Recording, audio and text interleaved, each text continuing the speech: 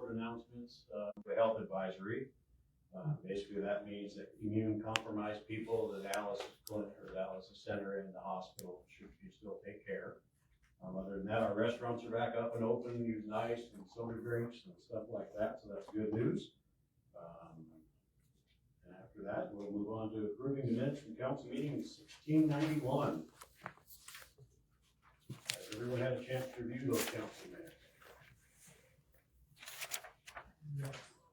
Make a motion to approve regular meeting minutes 1691. Second. Do we have any council discussion on minutes 1691? Any amendments or changes we want to make to council meeting 1691? Okay, I'll move into public comment on minutes 1691. Do we have any public comments? Let's see, Mr. Orr. Honorable Mayor and Council, I'm DC Orr. I reside at 1117 Nevada Avenue. Welcome to an effort at transparency and accountability. So I challenged the minutes of the December 15th meeting because they did not include the substance of my comments on the appointment to replace Hugh Taylor on council. That is a violation of MCA 2-3-212 minutes of meetings. That is an open meeting law. What I challenged was a comment that said that when they were doing the interviews, one of the interviewers said that this body, the city council, abides by open meeting laws. And yet, right there, we already have a violation of an open meeting law in the minutes. I've written a minority report for the government study group, which I gave to council a year ago, highlighting how the distracted driving ordinance moved ahead in violation of open meeting laws. Are these on our minutes? No, they are not. Mr. Orr, back in the minutes. Your minority report doesn't have anything to do with these minutes. 1591, 1691? 1691. Your minority report is not listed in these minutes. Was that this, December 16th, 15th, correct. 15th? Yeah. I don't So- see your minority report listed anywhere in here or in the transcript from that meeting. You didn't mention your minority report No, anywhere in that meeting. I didn't mention the minority report. What I'm getting at is the heart of the matter is that we were told publicly that this body adheres to open meeting laws. And we do. And that was in the minute, that was left out of the minutes because I stood up to protest those minutes and say, there were two statements. One that the councilwoman was hostile to the candidate, and that did get in the minutes. And then the other one was that the councilwoman lied about the city council abiding by open meeting laws. And I said in the meeting, she was openly hostile and she lied. So we're talking about the lie. And the lie is that this body adheres to open meeting laws. This body does not adhere to open meeting laws. And so I just wanted that in the minutes. It's 2 words to add to the minutes. It's already been accepted that she was openly hostile to the candidate. All you have to do is add, and she lied. So it corrects the Mr. Mayor, minutes. that's 3 minutes. I did hit pause while he was interrupted while you were speaking. Thank you, Mr. Orr. Yeah. So all I'm asking is that you, when you correct these, or when you approve these minutes, you approve them with a correction that goes to the substance of the matters we discussed, as required by open meeting laws. Any other public comment on these minutes? 1691. public comments? No comments online. I'll bring it back to council. Does the council have any further discussion or comments? No other comments, discussion? I'll bring it to a vote. All those in favor? Aye. All those opposed? Thank you. Minutes are approved as read, 1691. Now we have the approval of minutes 1692 from January 5th, 2026. Has everyone had a chance to read these minutes? I make a motion that we approve minutes from meeting 1696. Second. Council discussion, changes? 1692, I'm sorry. 1692. Any council discussion or changes to the minutes? No council discussion? I'll bring it to the public for public comment. Any public comment on the minutes 1692? Mr. Orr? That is, some confusion in the minutes. It says council consensus was to postpone the approval of meeting 1692 minutes. But it was actually 1691, which, was being protested. So, You are absolutely correct. We will make that correction. then I would also mention that had to do with correcting the minutes about the lie that was told to the people of Libby. Thank you. Any other public comments on the minutes for 1692? Or other public comments? Seeing online, I'll bring it back to council. Council have any other discussion? I'll take a vote. All those in favor? Aye. All those opposed?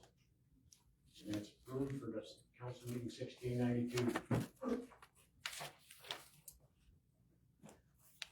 see here. City administrator, we have a short report for us. Yes, Mr. Mayor and Council, I've already talked to the council previously. What happens is, at the first meeting of each month, all the department heads come give the council report. The second meeting, I'm still on here to give the building report. However, at this occasion, there hasn't been any new permits sold through November or December. We have a couple standing by, but there haven't been any. So there will be no building report. But this also allows me just to give kind of a reminder of what's been going on with the lower reservoir right now at this point. I've been sending out the updates to the council, to members of the press, different members from the different government agencies, keep everybody aware of what's happening. So we finished dewatering, which is gonna be a constant basis. We got it down low enough to dry the sedimentation up where we can haul it away now. So what happens is it started actually yesterday around 1 p.m. They started hauling it out. They started yesterday because originally we had plans for the governor to come in. He was gonna try to do a quick visit. He did get hung up in Missoula, but he wants everybody to know that he was considering the city. He's still got us, in his mind, and he's gonna try to do a visit as soon as he can. So we started getting that dewatering with Noble's crew and everything. It's continuing out through today. The sediment's actually going to the city open cut mine, because we're gonna keep that for reclamation for our open cut mine someday when it does go out of service, because we'll use it up by then. That'll help save the environment, because we don't have to strip any other foliage or any other soil off or anything else to reclaim it. So it's just a smart use of assets that have come into our possession, and we had to haul it off anyways. We're figuring it's probably gonna take 6 or 7 days, maybe, to get all that sediment out of there. So we had meetings with the engineer today, and we're finding out the stability of the base underneath the sediment itself. This is kind of new for the operators, and what they found out today was that it's some type of hard pack, like it was old glacial till that was really packed down and sealed, because they're just laying the loader on it now, and it actually is not digging into it at all. So we're able just to scoop up that sediment. We just have to make sure it's dewatered, because you know how you try to pick up mud out of a mud puddle, it just goes all over. We're also watching the roads to make sure that there's no buildup of debris or dust or anything on the roads that could cause damage. So our street supervisor's making sure that's looking good. Also at this time, we're going over the main cofferdam drawings and plans. And we've learned a lot by doing that temporary cofferdam. I had to add that polypro, that plastic pond liner to it. And how the seepage is gonna end up working around there. So today we were troubleshooting the plan, like how are we gonna anchor to the eastern wall where we won't have seepage that can undermine that. We're talking about maybe having to put plastic on both sides. And yes, I have confirmed that there's no, PFAS involved with any of the plastics involved, because we don't want to introduce the lifelong chemicals into our water system for our drinking water. Then we're talking about the spillway. What happens if it goes over that? If that's not sealed properly, could it do the same thing that happened to the northern retaining wall, where it actually overtopped and was undermined a bit? So we're still working out problems with this, and we'll be involving the DNR dam safety folks, but we got about 4 engineers working on it right now out of Helena to help us out with that. So next steps, after we de-water it, we're gonna go ahead and start building that main cofferdam with geofabrics, laying it down to try to help seal that out. And it's gonna be, ended up being about 7-8 foot of headwater behind it. So we have to design it enough to hold back the spring fall, so it just goes over the spillway. We're gonna have a lot more riprap or heavier rock on that to make sure it's all protected. So after that, it'll probably take 3 to 4 weeks to move the over 9,000 tons of rock that's gonna be required to do that, to get that prep for the spring runoff. And the reason it's so important to build that up is once we get that main cofferdam, we'll be able to utilize the system using the head pressure as it was designed. Now that we're bypassing and we're going and using the sedimentation basin, everything's just nice and leveled out. Kind of funny that the boiler was lifted, and one of the things that we had put in place was that we wanted redundant systems. And Friday night, the bypass pipe caught a gasp of air, stopped functioning. Within 20 minutes, we had the emergency backup pump, one of the 2 pumps we were sitting there for that, up and running. The plant didn't even have a hiccup. So everything is working as designed to include the redundant systems. In case anybody was wondering, we do have all our 318 permits, which is like a 310 on steroids for emergency. We have turbidity permits, as long as we're doing the best we can. That's why we lined everything, so we're not putting any sediments into the creek that can go downstream into the river and then down from there. So we're getting everything covered, so hopefully within 4 or 5 weeks, we'll have the cofferdam done. Then we'll start the engineering on the replacement or repair of the northern wind wall itself. And then, since that will not be in the emergency phase, that'll be going out for a bid through design, through DNRC, through all the normal channels. And I'm hoping by the end of August or September, we'll have our northern retaining wall back in, up to snuff. And then we've got to remove that over 9,000 tons of rock at that time, to take it out of the area. And then we'll kind of restore back to what it was before the storm. And now we're in process of actually figuring out, because above it, there's a weir wall, which means basically it's a concrete wall up there before our bypass pipe. And the system was designed to where we can drive up there every year, clean out all the bed load that's coming down into that area so that we don't get into the problems. So we're gonna be working with the Fish, Wildlife and Parks, through the DES, the other federal agencies, to go, okay, we shouldn't need a stream permit because nothing natural, and it's part of our system. So it's just an annual thing. We just go up, clean it out every spring. We pull out the bed load, the rock and gravel we hauled out, and it's just the system. So is there any questions of what's going on right now? That's my report, Mayor Jones.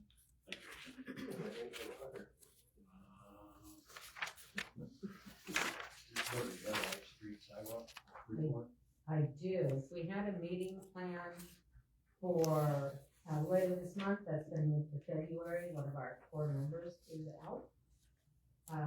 At our last meeting on streets, we spoke about the sidewalk program, about, taking another look at that. We're holding that over. We're researching some additional information. Also, the removal of the stop sign at Idaho and 6th at Asa Wood. We were looking at information on that, we have found out that there's a bus stop there. So that'll all go back to the committee, and, hopefully after the next meeting, we will make a decision. All right, thank you. That'll be good. So as I discussed in the last council meeting, we were reforming all our committees. There is a new updated list of who sits on what committees. I'm encouraging that all the committees meet in the next week or so and at least have a short meeting to choose their chair. As committees should choose their own chair and move forward from that. Then we can get that appointed and go from there. There is your parking issue you're referring to on the lights, streets and sidewalks. I'd like to make sure it's moved back to that committee. Also, the VFW parking permit, I'd like that moved back to that committee. There is a zoning commission meeting on 1/26 at 6 p.m. here at City Hall. Ms. Smith provided us with a health board report from the meeting on 1/13. It was a very brief meeting. One member, Patty, I'm gonna butcher this last name and I apologize, Kinchalio, was reappointed to another 3-year term, and all the other officers were kept in their roles. The health department provided 2025 year-end reports on all the programs, as well as on the flood wind disaster response. The health department, as you know, maintained a critical role during the recent disaster, working closely with emergency management and acting as a PIO, technical support, and more. What used to be known as the 0 to 5 is now known as Lincoln County Kids. Due to the change in funding, public health has seen a dramatic drop in childhood vaccination and reviewed the new guidance from the CDC for the board. We also have a new higher performing health inspections, restaurants, RV parks, etc. Environmental health saw an increase in septic permits in the county, mostly the Greek area, and provided statistics on the animal shelter that they took over in the spring last year. The new cell at the landfill is complete and ready to use. Lastly, the department hired a behavioral health manager / crisis coalition coordinator to resurrect the crisis team that works with law enforcement situations that require a different level of expertise and assistance. And that is her report from the health board. I don't believe we have any other outstanding committee reports. Public comment from non-agenda items. This is an opportunity for the public to offer comments related to the issues that are not currently on the agenda that the council has jurisdiction over. Public comment is limited to 3 minutes. Any public comment? Mr. Back. Hello, Vince Backen, 427 Thomas Street. I gave a copy of this, what I'm going to address here to the mayor, and I'd like it to be in the public record, so it's verbatim what I say. Just take a minute. So, distinguished members of the council, I stand before you with one clear proposal: democracy. I want you to strengthen the executive control and authority by a resolution to pay the mayor a competitive salary of $80,000 annually. The mayor is our voice, the voters' voice. Right now, the mayor sits practically unpaid, part-time. That's no longer acceptable. If we dare look to the future, start with a full-time, dedicated, paid mayor who can do the full-time work of the chief executive. We deserve nothing less. Let the mayor serve as our full-time chief executive, manage budgets, direct staffing, shape policy, secure grants. Pay the mayor a full-time salary for full-time dedicated performance. A dedicated leader chasing federal and state dollars means millions more for roads, schools, and safety. When you, the city council, does this by resolution, accountability improves overnight. Whoever we elect answers to us, not to a contract. Accountability starts with people choosing their leader, not a hired hand. The city administrator, though capable, is still an employee. The city administrator is an operations manager, not an executive. The voters cannot unelect the city administrator. But if the administrator is respected, the voters could elect the administrator to the position of mayor. Think about that. Transparency sharpens too. One public face, clear lines of duty. Why is it that in our peer communities, mayors that serve full-time with a competitive salary, already they save 20% on procurement, they streamline administration, and deliver results? Because elected mayors must be transparent and accountable to be elected by the citizens. A city manager or a city administrator are neither accountable or transparent because they are not elected. A competitive salary of $80,000 will ensure that the mayor will leave all the other obligations behind and serve the city of Libby wholly. A full-time paid mayor ensures focus, retention, competence. Without it, we risk burnout, turnover, distracted governance, lack of transparency, and lack of accountability. Time? And paying the mayor makes sense.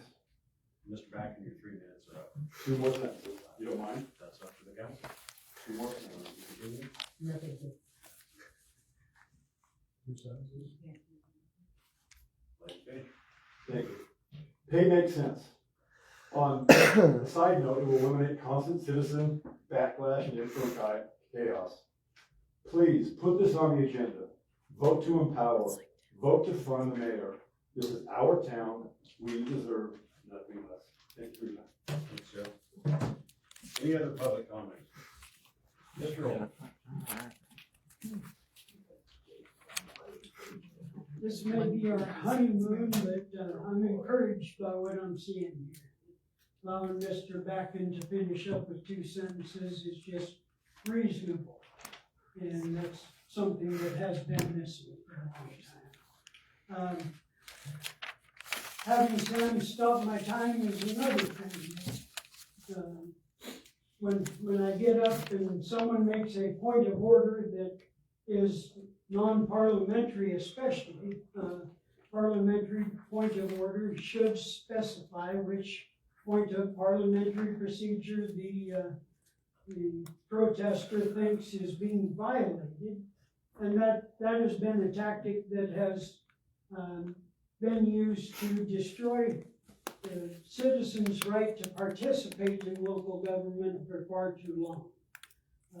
I would stand up here, I'd get 2 sentences in, someone would say point of order, and they'd all sit and hem and haw, and then my time would be up.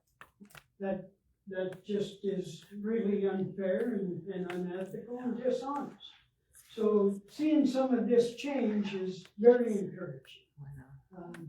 I hope this continues, and I thank you guys. Sam, I thank you for stopping my time and reserving it for me. And keep it up. I like what I'm seeing. Thank you, Mr. Gordon. Any other public comment? Yes, sir. Yes, sir. Jonathan Jamison. I live at 1414 Utah Avenue. And I agree with DC Orr that I did like to hear the extra 2 lines there that showed compassion. But I think we also got to look at what our rules are here. And we got 3 minutes, and you got 3 minutes to state.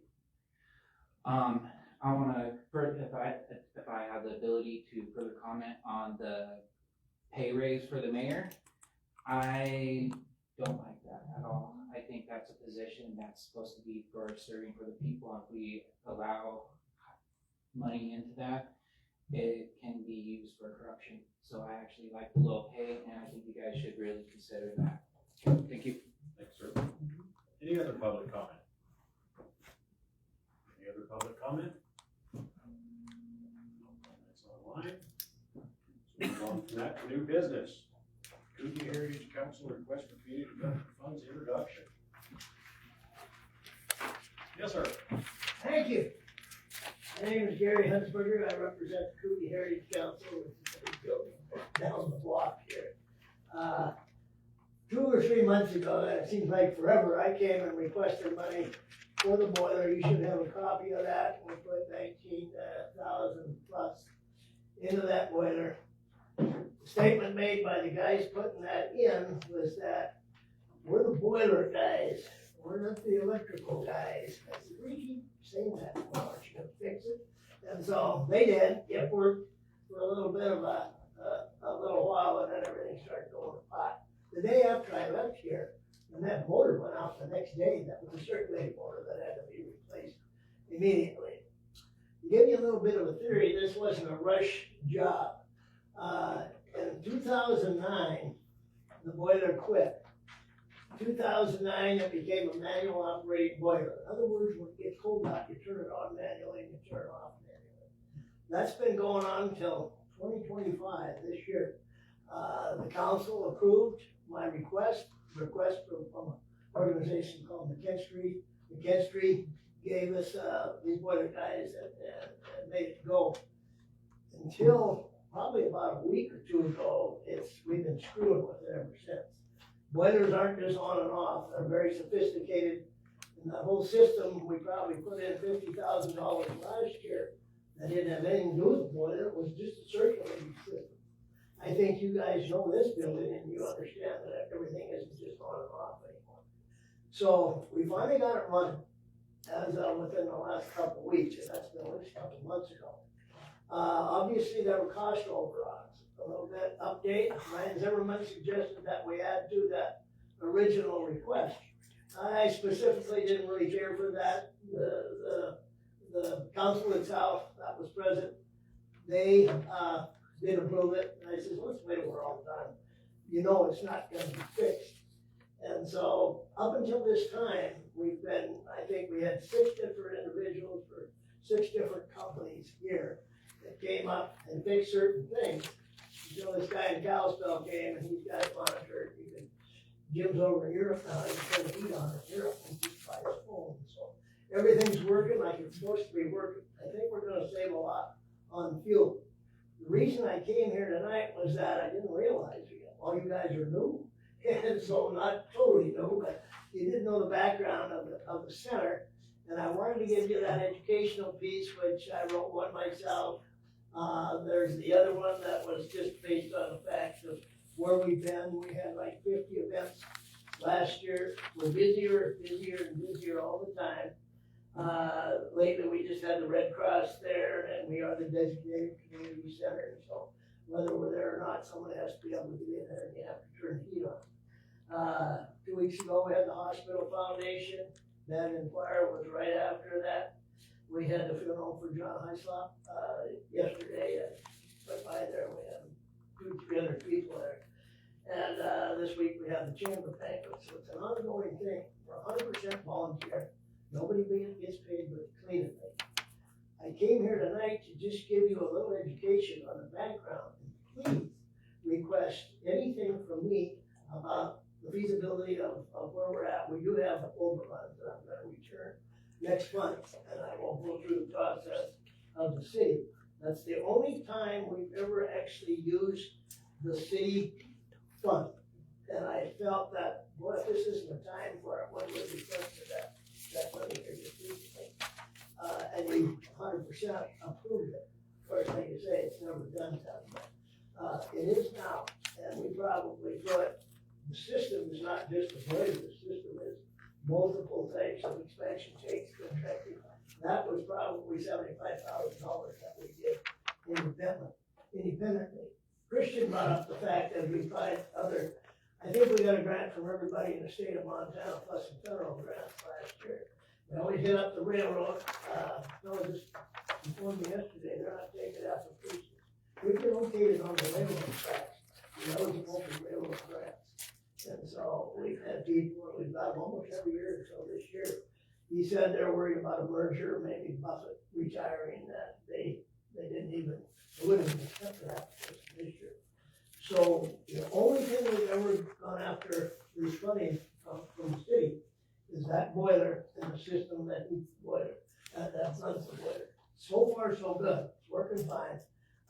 We did have cost overruns, which I knew we would, but the bottom line is I'm not gonna come back until next month.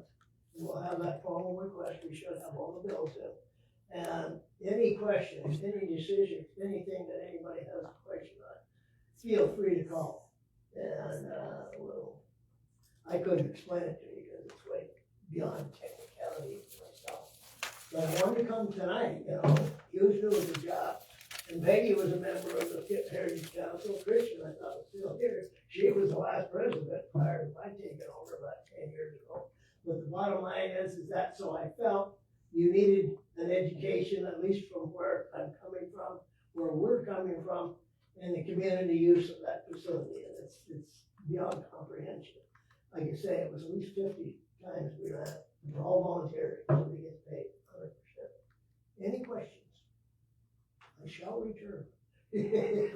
Thank you very much, and anything at all, feel free to give me a holler, about the facility, but it's 100% run by voluntary. Thank you. Thank you, Jennifer.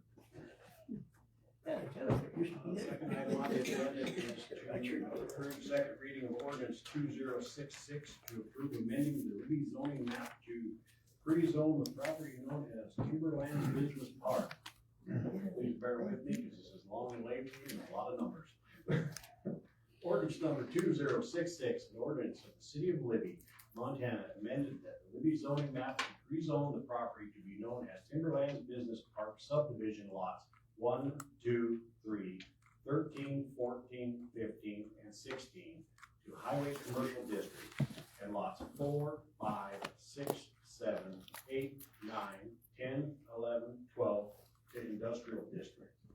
Whereas Noble Investment Properties LLC, the owner of the following described property, has requested that the city of Libby pass an ordinance pursuant to Libby zoning codes for a pre-zoning designation of property to be known as Timberlands Business Park subdivision lots 1, 2, 3, 13, 14, and 15, and 16 to highway commercial districts, and lots 4, 5, 6, 7, 8, 9, 10, 11, 12 to industrial districts, and is legally described as parcel HCOS 4993, located in the southeast quarter of section 10, township 30, north, range 31, west, PMM, Lincoln County, Montana.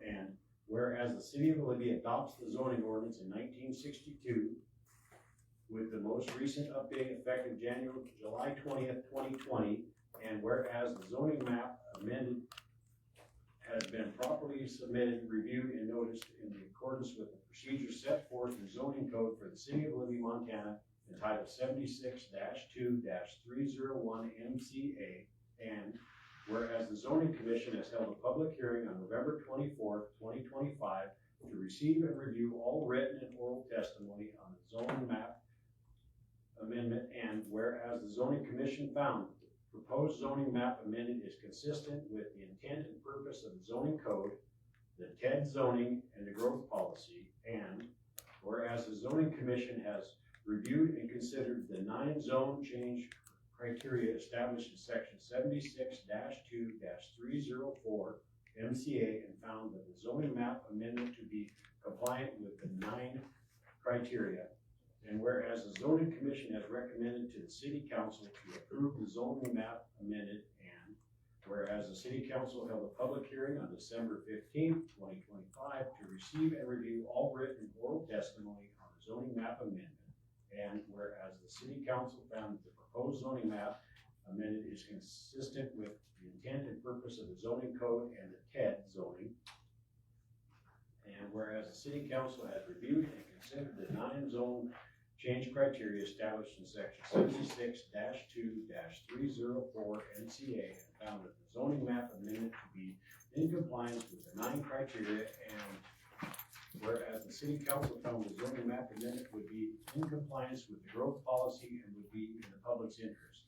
Now therefore be it ordained by the city council of Libby, Montana, that section 1, that the above described property is hereby granted a pre-zoning designation on property to be known as Timberland Business Park subdivision lots 1, 2, 3, 13, 14, 15, and 16 to highway commercial, and lots 4, 5, 6, 7, 8, 9, 10, 11, 12 to industrial district, and is legally described as parcel HCOS 4993, located in the southeast quarter of section 10, township 30 north, range 30 west, PMM, Lincoln County, Montana. Second section, the effective date is 30 days after final adoption of the ordinance on second reading. The ordinance shall be in full force and effect on February 17, 2025. Introducing and passing by the City Council of Libby, Montana is the first reading at the regular convened meeting therefore held on the 15th day of December 2025. I would entertain a motion to approve ordinance 2066. I'll make a motion to approve ordinance 2066, an ordinance in the city of Glen, do the whole thing again. Okay, thank you. Do I have a second? Second. Is there any council discussion?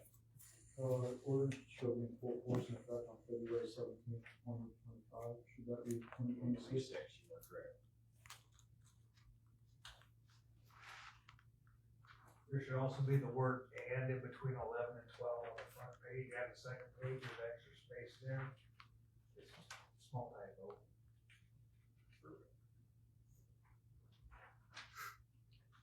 And then Peggy Williams at the bottom should be changed over to, Taylor. You are correct.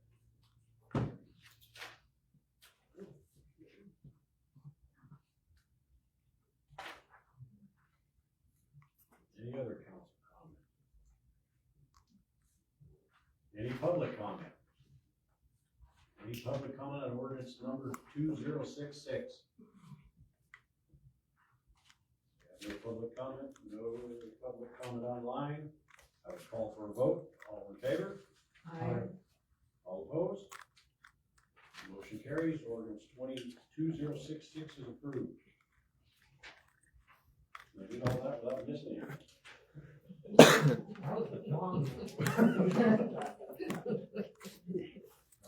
So, next item on the agenda is reinstate the Libby Shade Tree Community Tree Board. As we discussed in the last council meeting, there is a city ordinance that covers the formation of the tree board. It just kind of lapsed. We would like to bring that forward again and put out applications for members. So it's just over to the council if we'd like to reinstate that. Entertain a motion. I'll make a motion that we reinstate the Libby Shade Tree Committee, also known as the Tree Board. Second. Any council discussion? Any public comment on reforming the Libby Shade Tree Community Tree Board? Go ahead, Jared, you go first. I probably spent 15 years on the tree board, if not longer. It was a very functional group. We had a lot of things get done through that committee. I was glad to see Jennifer here, and she was a part of that before. But it's very important, because we are Tree City USA, that we adopt that ordinance and try to reform that committee, and that's what, hopefully I'll participate in that also. Thank you. Yes, ma'am. Jennifer Nelson, Jesuit Consulting. So I just, I'm not gonna reiterate what Gary just said, but we have got a lot of work to do. We've got some plans for, pruning workshop, and also we have a lot of pruning to do on existing trees. So I really appreciate council reinstating the tree board, and yep, applications are online. So if people are interested, they can go to that site, to the city site, and fill in an application. Thank you. Thank you, Jennifer. Any other public comment? Yes, sir. Vince Backen, 427 Thomas Street. During the wind event we had, afterwards I went and volunteered a lot of my time, days of my time, and my equipment that I didn't get paid for, all volunteer, to clean up the mess that was caused by the wind event. And so I totally support this tree board. Clean these trees up, totally support it, because it makes the city safer, cleaner, and also makes the property value go up. So I'm in support of it. Thanks, sir. Any other public comment? Mr. Orr. I also support the formation of the tree board. 1996, when we had the big wind, decimated this town, and the tree board was very instrumental in getting new trees started again. Funding is always an issue, and I would urge council to request like regular reports of where the funding is at. One thing that did come up with one of the tree boards is one of the spouses of someone on the tree board was being paid for some duties with the tree board, and they are largely volunteer. That was deemed inappropriate and it ended. Keep an eye out for that. Thank you. Thanks, sir. Any other public comment? Any other public comment? No comment online? I will entertain a vote. All in favor? Aye. Opposed? Motion passes. We'll reinstate the Shake Tree Community Tree Board. The next item on the agenda is an informational thing. We have put together a job description for a deputy city administrator. It's a new city position. Under the city charter, would be a second assistant to the mayor. This has already been budgeted for the last 2 years. So it's already in our budget, will not affect the bottom line. So we're looking for someone with some engineering, some streets experience. Anything else you'd like to add to that, Mr. Sykes? Computers and being able to identify rules and regulations.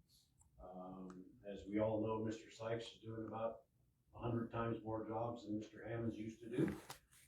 We have a lot of projects sitting on the back burner, so that's why this has been funded for the last 2 years, and we're looking to move that forward. We're just bringing this forward some means of transparency and public trust in what we're doing, and just to inform the council. Does the council have any questions? Any public comment? No public comment online? Perfect, we'll move on to the next agenda item. We have our 6-month budget review. Thank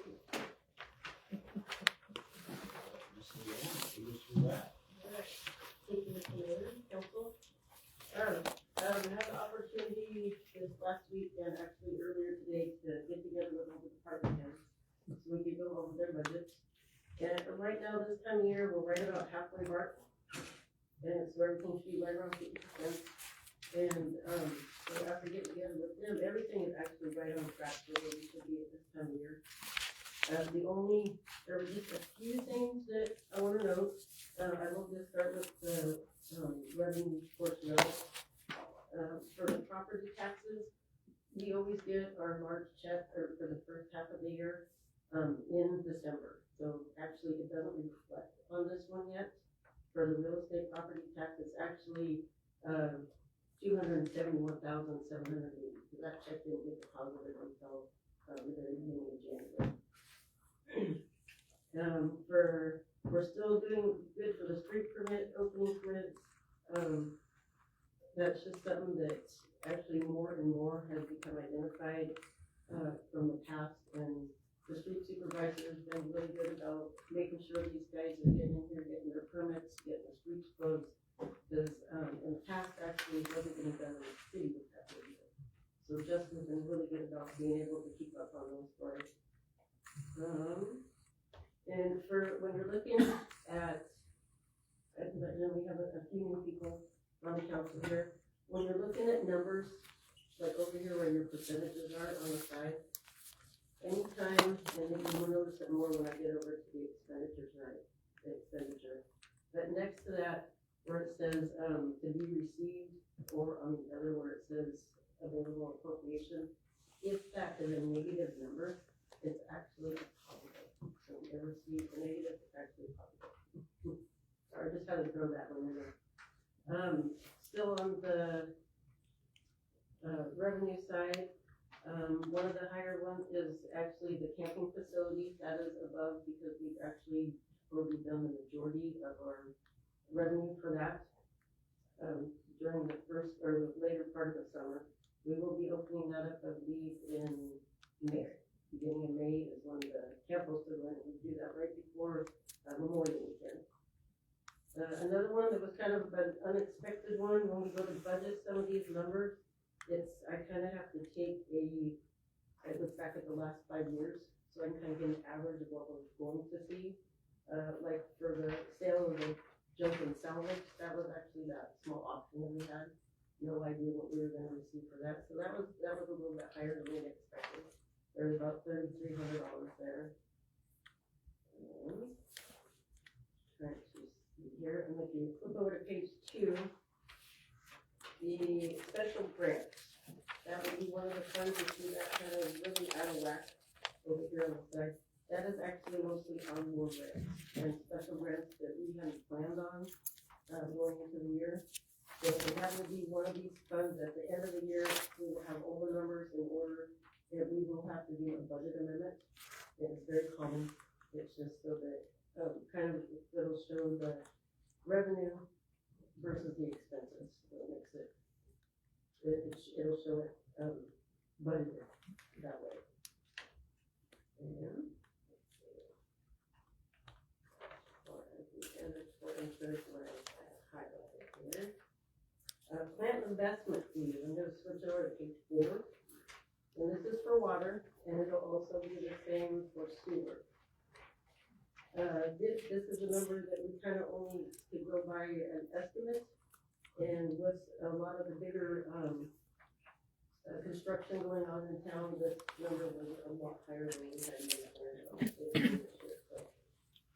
that was the revenue portion of it. Is there any questions on the revenue? And for the expenditure side. And this is where, a lot of it will see the 50% right now, going halfway through the year. The only part, after speaking with both the guys and the department heads that when we got together, the big thing that was actually over is going to be for wages. And that actually had to do with our flooding event. And all that will actually be moved over. I'll get all that information, all those funds and stuff will actually be moved over to that fund that I started for the emergency fund.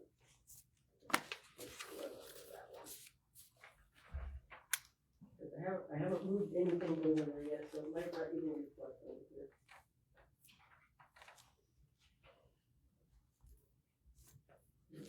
It's not on yet, but it will be for the next one, the next update.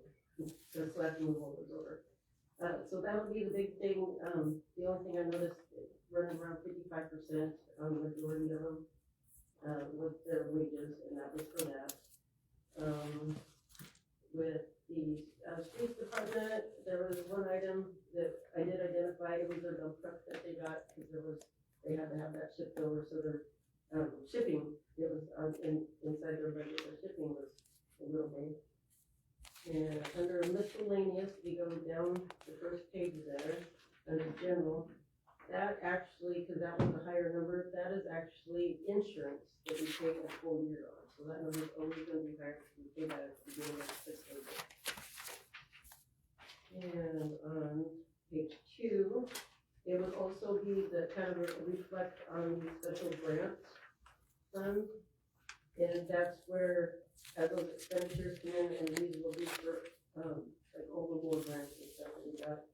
So these will reflect each other at the end of the year, because I'll have all the, by then all the special grants will come in, I'll be able to show you those. And on the next page, the FARSA, there was, one area there for the street service. And this is for the FB, the Fund 2821. There was an adjustment from a carryover from last year that the auditors had me make, so that is why that first number is skewed. And then this is also the same fund that was the FLIPA fund, which had to do with Spruce Street back here. And I believe all that money, I think that project's fully done as far as getting all the bills and stuff in there, so that's what that was. And you turn over to the next page, page 4, and the American Recovery Plan Act, that is actually due to fall off. It wouldn't probably even get on here this year, except for there were some adjustments right at the beginning of the year that had to be done, because some of the money that had gotten paid out of this fund didn't qualify impact buildings for the funds.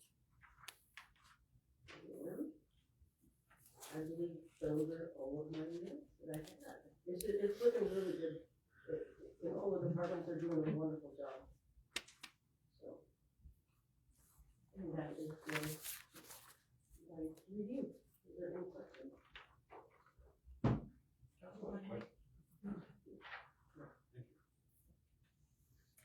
So we'll move on to item number 6, approve all alcohol license applications received to date. We have Dorios at 316 California Avenue, Evans Peak Organic Market, 316 California Avenue. We both can't get the same address. So that can't be. So we'll straighten that out. So I'll entertain a motion to approve all of the alcohol licenses. Make a motion to approve all alcohol licenses received today. Second. Any council discussion? Any public comments? Quick comment. The 316 is Dorios. We'll fix it. Thank you. Any other public comment? No public comments online? All those in favor? Aye. Opposed? Motion carries. That moves us on to approve all claims received today. Everyone get a chance to review the claims. That's what you ended with when you weren't here. Any questions on the claims? I'll entertain a motion. I'll make a motion to approve all claims received today. Second. Any other council comments? Any public comments? Claims? No public comments? All those in favor? Aye. Opposed? Motion carries. Approve all business license applications received today. Bobtail Enterprise LLC, Eagle Signs LLC, Oncology Spa Solutions, DBA Evergreen Skincare, Schnockenberg and Riddle Funeral Home. Entertain a motion. Make a motion, we approve all business license applications received today. Second. Council discussion? Any public comment? No public comment? All those in favor? Aye. Opposed? Motion carries. That brings us to unfinished business. We don't have any general comments from the council. Council have any general comments?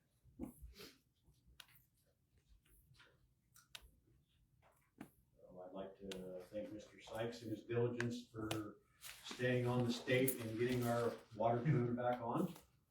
Without him staying after them, I don't believe we'd still be in a boil order. If it wasn't for that. And I greatly appreciate all his time and effort, and I appreciate all the volunteers in the community that stepped up and did what they could for their neighbors and everybody else. And that's all I have. No other comments? I entertain a motion. Make a motion to adjourn. Second. All those in favor? Aye. Opposed? Thank you very much, everybody, for coming out. What if there's no motion to adjourn?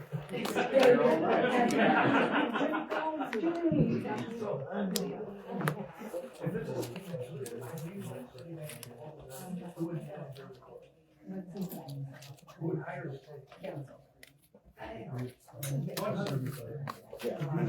Or your post. I think our years very different because you have 6 different bosses and all. I mean, I am. I'm me. Dan Block. When I see it, you stand up. Stand up.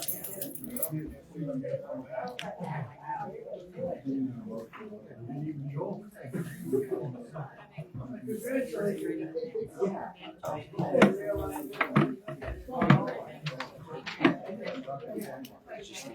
think it's a We'll be back.